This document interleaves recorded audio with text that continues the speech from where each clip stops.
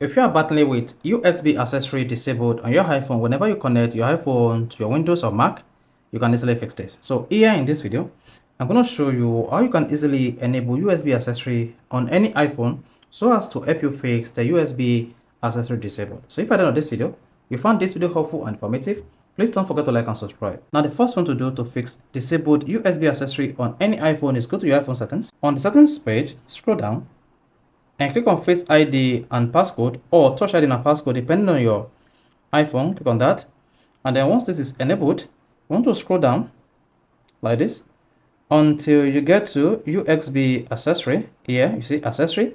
Go ahead and turn this on. Then once that is enabled, you see turn off prevent accessory from connecting when your iPhone has been locked for more than an hour. So with this turned on, your iPhone will be able to connect to any device using USB even if it has been locked for more than 1 hour. But when this is disabled, you need to unlock your iPhone before you can connect to any device using USB. So this is how you can easily fix USB accessory disabled on any iPhone. So if this is helpful and informative, please don't forget to like and subscribe.